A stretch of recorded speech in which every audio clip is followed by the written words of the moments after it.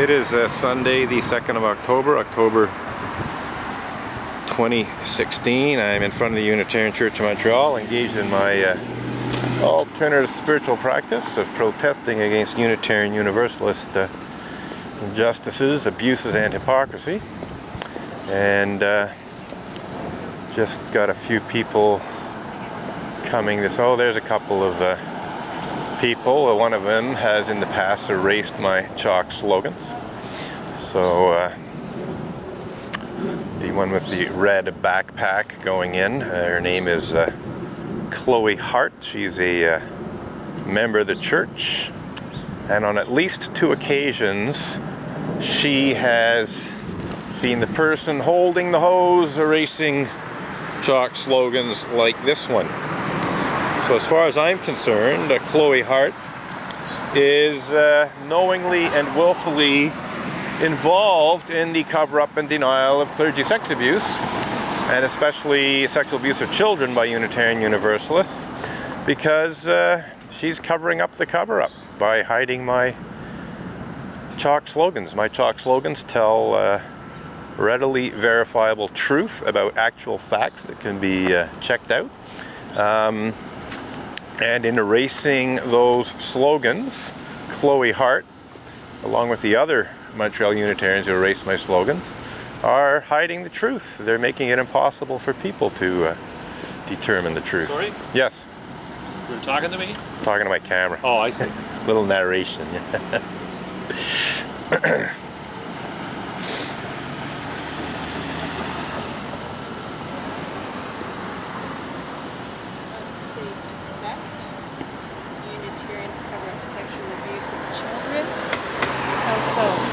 A variety of ways. One way is they deny it even happened. For instance, Unitarian Universalist Association moderator Jim Key, in 2014 at the UUAGA, he issued an apology for clergy sexual misconduct, and in that apology, this is an exact quote, he said, "There were no incidents of abuse of children or elders in my investigations." This is in an apology about clergy sexual misconduct, and he's saying, I investigated it and I found no evidence of abuse of children. This is an outright lie. I personally told him about clergy sex abuse of children, cases where people went to jail. So this is an outright lie, that's one way. The Unitarian Universalist Association in Boston hired a Montreal lawyer to accuse me of the crime of blasphemous libel for speaking about pedophilia and rape committed by Unitarian Universalist ministers and non-ministers. So accusing a person of a crime in an effort to intimidate them into removing blog posts, that's an attempted cover-up in my view. So, yeah. So you must feel strongly about the Catholic Church as well and all the cover-ups there. They've abused a lot of children too. Yes, yes, but I'm concerned. You were Unitarian? You got it. And so this is more personal for you. Well, not only that, but I know Catholic, more. You'd be yeah, chances are pretty good. I'd be if I was, there especially if they accuse me of blasphemy. I mean, it's insane. I mean, Unitarian Universalists traditionally oppose blasphemy laws. Traditionally, they're against blasphemy laws because they were victims of blasphemy laws in the past because they denied the Trinity and so on. And yet, in 2012, the Unitarian Universalist Association actually hired a lawyer to accuse me of breaking Canada's blasphemy law in an effort to hide pedophilia and rape. You've been through a lot with them. Yeah, a fair bit, yeah. Quite a battle. Yeah. So this is your way of kind of well, it's one of my ways of protesting, yes, exercising my rights and so on. Yeah. They've tried very hard to shut down this protest. Where's your home now? You're not a Unitarian Universalist? I don't belong to any particular religious community at the moment. So now you don't have a community of... Well, I don't have a religious community per se, but I have friends and family and so on. Oh, so no, I just meant a spiritual community of practice. Right. I don't really need one. Yeah. You don't want to be a part of this if they treated you that way. But well, put it this way, it's an outrageously hypocritical church locally, and the bigger community, at least in terms of the upper leadership, I think the UUA upper leadership is totally corrupt. Because every single top-level UUA leader knows about these issues. And the for instance, sex abuse. They know about the sex abuse. They also know about the cover-up and attempted cover-up. Why do so many spiritual leaders sexually abuse children, do you think? Well, you know, it's not a high percentage. You know, if Jim Key had said only a small percentage of ministers do this, I wouldn't have complained about him saying he said Nobody a small. did it. Yeah. No, well, he said when it came to general sexual misconduct, he said only a small number. Well, it's not a small number. In terms of the Unitarian Universalist Church, at least 400 congregations have been affected. That's like 40% of the congregations. Now, that doesn't mean 40% of the ministers are, because this is spread over 50 years and so on. But the worst part is not, I mean, any community of any size is going to have its fair share of pedophiles and rapists. It's unavoidable. The problem is the church, instead of dealing responsibly with it, they cover it up, they hide it. And the worst thing is when someone complains, the person who complains is shunned, ostracized, punished in various ways. Just like the Catholic Church. Well, it's, you know. Catholics are guilty. No, but that's the point. The point being is the Unitarians are no better. They're no better. They really aren't. I guess it's, you know, I guess. And in some ways they're worse. In some ways they're worse. Being, you know, being in a church doesn't make you spiritual any more than sitting in a garage makes you a mechanic. Right. Right. That's a good point. You know, so like these are just people, and so if there's no, but they're people who are supposedly. There's a continuum. No, but there's a continuum for every human being, right? There's really shitty people, and then there's saints. You know? And we're all somewhere in there. And sometimes we're better than others. So they're just people. Yeah, but. Like, you know, my problem with most organized religions is that they stand up there and claim to understand and know the mind of God. Right. So I can't belong to any church where there's some leader at the front of the room saying, you know, this is what God wants. This is what God thinks. Right. That's you know. That's fair enough. But on the other hand, Unitarian Universalists do claim to have certain principles. I just have one. Was this church? This? It says Unitarians. It doesn't say. Does it say Montreal Unitarians? Okay. No, but as far as it goes, when Montreal Unitarians come out and they erase my chalk slogans, they are part of the cover-up, my friend. They're part of it. Yeah, when they erase those slogans, and they will, and they already have, when they steal my picket signs, when they physically assault me, when they call the cops and have me arrested on false criminal charges to shut down the protest, they're part of the cover-up. I see. Okay. Thank you for your interest. Yeah. So this guy, member of the church, or if not a member of the church, a regular attender, you know, tries to pretend that Montreal Unitarians aren't involved. You know, and the sign, you know, the chalk slogan does not say Montreal Unitarians cover up sexual abuse of children. It says Unitarians, because it's much broader than that. But I'm not claiming that there's sexual abuse of children inside the Unitarian Church of Montreal. I'm saying that Unitarians in general, and indeed the Unitarian Church of Montreal as an institution, do in fact cover up sexual abuse of children. That's a fact. So I'm looking at the bigger picture, and I'm protesting the bigger picture. And this guy tries to pretend, oh well, you know, we're innocent. Well, you might be innocent of sexual abuse of children, or not. Who knows? You know, who knows what's actually happened in the Unitarian Church of Montreal over the last, you know, so many years. It's not impossible that there was some sexual abuse of children, but it was covered up, just like it's covered up in many other Unitarian Universalist churches. So I'm not saying there is sexual abuse of children. I'm not saying there isn't either. It's open to some question.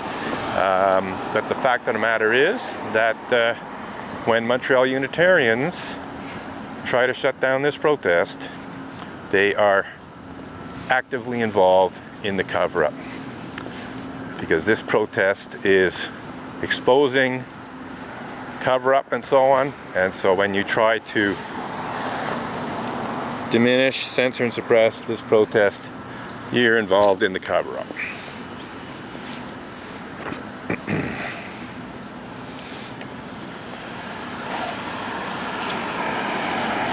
So, just continue walking back and forth here, see what time we got. Okay, so we're into our second reel, around 9 minutes and 45-50 seconds or so.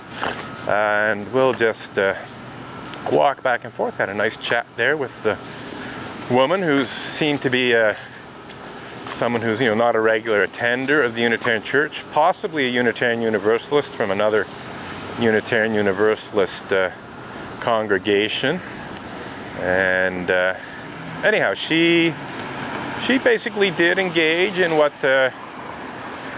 Unitarians would call a free and responsible search for truth and meaning. She brought it all back to the Catholics, which is standard practice. The Unitarians, whenever you talk about Unitarian Universalist clergy. Did you spit on my chalk slogan, sir? Did you spit on my chalk slogan? Gonna have to go have a look at that. I think the man, it looked like he spat on the ground right on my chalk slogan. Now, it could have just been a coincidence, or it could have been showing contempt for my slogan. So let's see. I don't see any slobber, but it really looked like he was spitting on the ground on my slogan. I suppose if I took a closer look, I might find some spittle. Anyhow, so he saw that, he clearly didn't like it. So unfortunately for him, it's an entirely truthful statement, and instead of spitting on it, maybe he should do something about it. But of course, Unitarian Universalists much prefer to pretend they've done no wrong than to deal responsibly with the wrong they've done. It's unfortunately very common response of Unitarian Universalists when confronted with wrongdoing.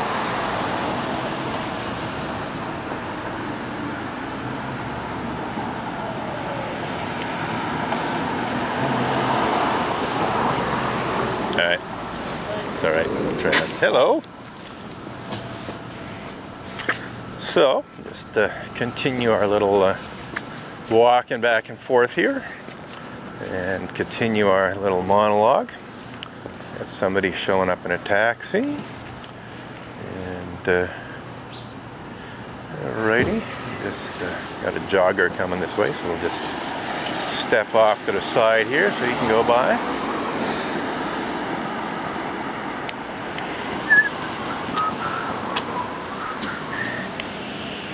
Alright, so shall let the little Austin Mini see the sign.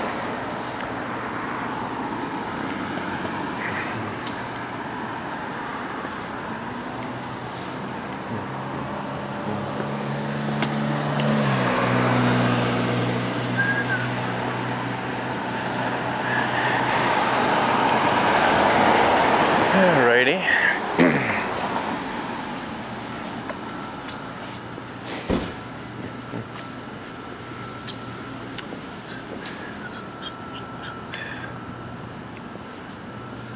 So, as I mentioned earlier, it's the 2nd of October 2016, and just engaged in our alternative spiritual practice of protesting against Unitarian Universalist injustices and abuses and hypocrisy, which are not limited to clergy abuse and cover-up and denial of clergy abuse.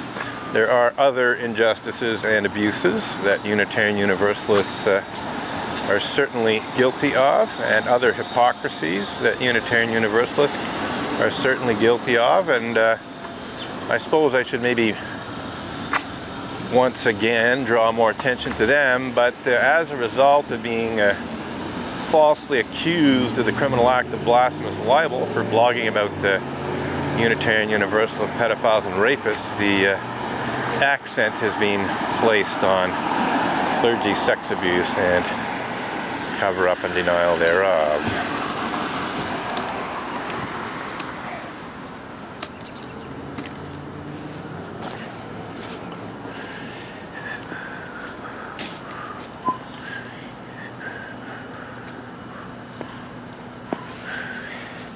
So nobody's come out of the church to erase my chalk slogans yet, but that can still happen. It's been a common occurrence over the last few months. So Alain Lefebvre Quoi? Vous cherchez un éléphant? Il est là? Il est là. Parfait. Et la rampe, c'est où la rampe? La rampe, c'est le seul.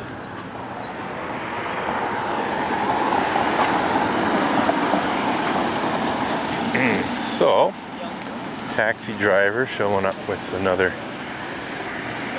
disabled person. It's, as the congregation ages, getting somewhat more frail, and definitely a higher number of people showing up with walkers and such these days. There weren't so many back when I started this protest.